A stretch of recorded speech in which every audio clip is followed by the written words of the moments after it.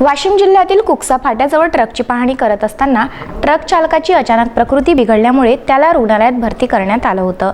त्याच्यावर उपचार करून त्याची वेब स्वॅब तपासणीकरिता पाठवण्यात आले असता ते कोरोना पॉझिटिव्ह आल्यामुळे प्रशासकीय विभागात एकच खळबळ माजली।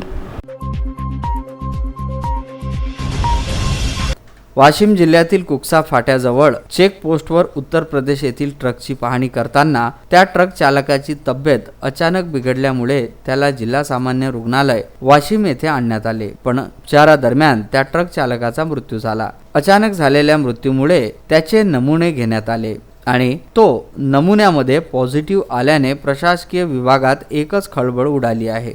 या ट्रक चालकाने अक्षय पेट्रोल पंप येथून पेट्रोल भरले असे समजल्यामुळे पेट्रोल पंप वरील दोघांना व चालकासोबत असलेल्या एका व्यक्तीला जिल्हा सामान्य रुग्णालय वाशिम येथे विलगीकरण कक्षात ठेवण्यात आले। अत्यावश्यक सेवेमुळे जिल्ह्याबाहेरील वाहनांची वाहतूक ग्रीन झोन असलेल्या जिल्ह्यांमध्ये सुरू आहे, पण या घटनेमुळे ही वाहतूक ग्रीन झोन जिल्ह्यासाठी सुरक्षित आहे का असा प्रश्न निर्माण झाला आहे। दिनांक 4 मे पासून ग्रीन झोन मध्ये दिलेल्या शासन आदेशानुसार सकाळी 8 ते दुपारी 2 वाजेपर्यंत बहुतेक दुकाने सुरू करण्यात आलेली आहेत, त्यामुळे रस्त्यावर गर्दी बऱ्याचपैकी वाढलेली आहे। याचा परिणाम पोलीस प्रशासनावर होताना दिसून येत आहे, यात शंका नाही। सद्यस्थितीत गुन्हेगारीचे प्रमाण प्रत्येक जिल्ह्यात व शहरात 0% असले तरी पोलीस प्रशासनावर मात्र कमालीचे दडपण दिसत आहे। विदर्भ न्यूज, अक्षय लोटे, कारंजा लाड।